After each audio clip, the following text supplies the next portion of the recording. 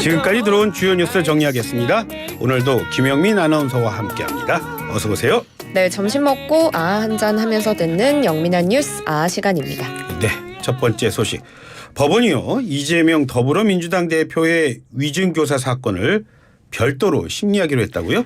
네, 그렇습니다. 더불어민주당 이재명 대표의 위증교사 혐의 사건 재판이 대장동 위례, 성남FC 또 백현동 의혹 재판과는 별도로 열리게 됐습니다. 어제 서울중앙지법 형사합의 33부가 공판 준비기일 열고 이 대표 측의 병합 신청 받아들이지 않겠다라고 밝힌 건데요. 이 대표 측은 방어권을 보장하기 위해서 이 위증교사 사건도 병합해서 심리해야 한다 이런 입장이었지만 재판부는 좀 다르게 봤습니다. 다른 사건들과 사건 구조가 다르기 때문에 별도로 재판을 해야 한다라는 검찰의 주장을 받아들인 겁니다. 네. 위증교사 사건 이거는 재판 결과가 비교적 빨리 나올 수도 있다고요? 네, 맞습니다. 위증교사 사건의 병합 여부에 사람들이 관심을 가졌던 이유이기도 한데요. 네. 이 위증교사 사건 단기간에 재판 결과 나올 가능성 높아 보입니다. 아무래도 다른 사건에 비해서 사실관계나 적용할 수 있는 법리가 간단하기 때문에 심리에 오랜 시간이 걸리지 않을 것이다라는 분석이 많고요. 그리고 법원이 지난 9월에 이 대표의 구속영장 기각할 때도 이 위증교사 혐의는 소명되는 것으로 보인다라고 밝힌 바가 있습니다. 그렇게 되면 아무래도 내년 총선 전에 1심 선고가 내려질 가능성도 배제할 수가 없게 된 겁니다.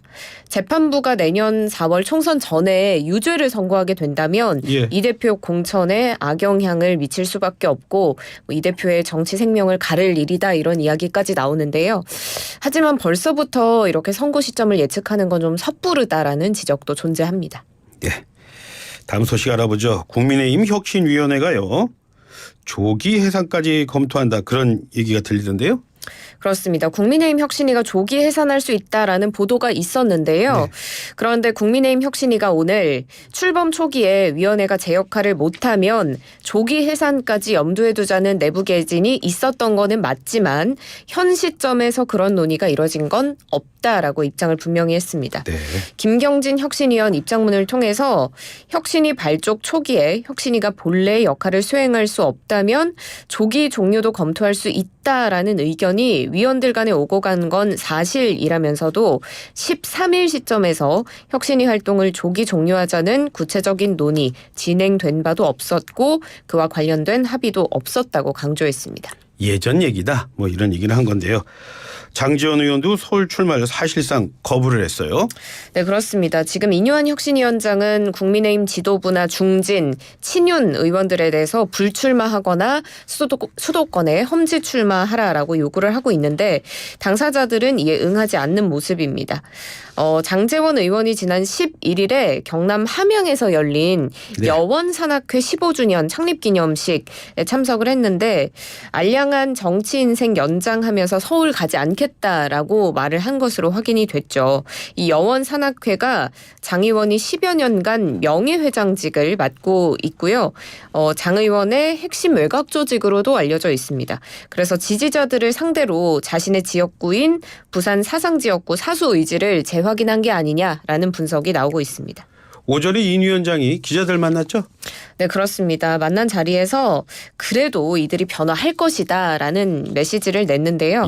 인 위원장이 오늘 오전에 혁신위원들과 제주 4.3 평화공원 참배했습니다. 이 자리에서 인 위원장은 당내 중진들이 지금 혁신위의 제안에 무응답한다라는 지적에 대해서 100% 확신한다. 움직임이 있을 것이다 라고 말했습니다. 그러면서 절대 이름을 거명하지는 않았지만 분명히 움직일 거라며 대한민국이 빨리 발전하는 건 빨리빨리 문화 때문이지만 좀 기다릴 줄도 알아야 한다 이런 이야기를 했습니다. 인 위원장이 어제 라디오 인터뷰에서 한 발언이 또 화제가 됐죠. 우유를 마실래 아니면 매를 좀 맞고 우유를 마실래 라는 이야기를 하면서 중진 의원들의 결단을 거듭 촉구하고 있는 상황이기도 합니다. 네, 이 얘기는 잠시 뒤에 국민의힘 성일종 의원과 좀 더 나눠보도록 하겠습니다.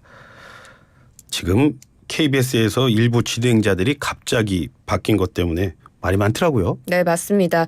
박민 신임 KBS 사장이 취임했습니다. 취임사에서 박 사장이 재창조 수준의 조직 통폐합과 인력 재배치를 주저해선 안 된다라면서 강도 높은 개혁을 예고한 바 있는데요. 예. 어제 KBS가 보도본부장 등 간부 9명, 또 주요 부서의 국부장급 보직자 60명 교체하는 인사를 단행했습니다. 그리고 또 KBS가 뉴스9 9시 뉴스의 이소정 앵커, 또 제일라디오의 주진우 라이브 진행자인 주진우 씨를 하차시키고 이 주진우 라이브는 특집 일라디오 저녁으로 대체를 했습니다. 또 시사 프로그램 더 라이브 결방됐고요. 드라마와 코미디 프로그램 재방송으로 대체된다고 KBS는 밝혔습니다. 지금 민주당은 박민 사장 인선을 지금 비판하고 있는 거죠? 네, 맞습니다. 홍익표 민주당 원내대표가 오늘 오전 정책조정회의에서 어젯밤 KBS 뉴스 보면서 과거 5.16 쿠데타처럼 군사 쿠데타가 일어난 줄 알았다라고 말했습니다. 박민 사장 사임해야 한다고 촉구를 했는데요. 홍 원내대표는 이 방송 진행자와 방송 개편 이렇게 전격적으로 이뤄진 건 듣도 보도 못했다면서 박 사장이 취임하자마자 KBS 점령 작전이 일사천리로 진행되는 것 같다 이렇게 말했습니다. 정권의 낙하산 사장이라고 오직 정권에 충실하고 KBS를 이렇게 무참하게 유린해도 괜찮다는 것인가라고 되물으면서 박 사장 뭐하는 사람인지 모르겠다라고 강도 높게 비판했습니다. 박민 사장이 오전에 기자회견했죠? 어떤 네. 얘기가 오갔습니까? 맞습니다. 취임 하루 만인 오늘 KBS에서 대국민 기자회견 열었는데요. 예. 박민 사장은 공영방송으로서 핵심 가치인 공정성을 훼손해서 신뢰를 잃어버린 상황에 깊은 유감을 표한다며 정중히 사과한다고 밝혔습니다. 앞으로 팩트체크를 활성화해서 오보가 발생하지 않도록 하고 오보를 내면 사과할 거고 또 정정보도는 원칙적으로 뉴스 첫머리에 보도하겠다라고 밝혔습니다. 불공정 논란이 일면 잘잘못을 따져서 책임을 묻겠다고도 했습니다. 또 지금 KBS의 경영상 어려움을 언급하기도 했는데요. 자신과 임직원들이 솔선수범해서 임금의 30% 삭감하고 명예퇴직을 확대 실시해서 지금의 역삼각형의 비효율적 인력구조 개선해 나가고 구조조정도 적극적으로 하겠다고 했습니다. 기둥 뒤 직원은 사라질 것이다. 이런 말도 했습니다. 네. 자, 마지막 소식은 스포츠 소식입니다.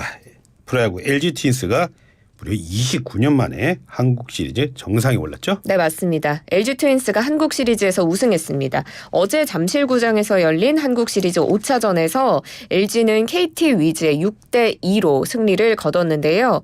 이렇게 LG가 한국 시리즈 정상에 오른 건 1990년 또 1994년에 이어서 역대 세 번째고 29년 만입니다.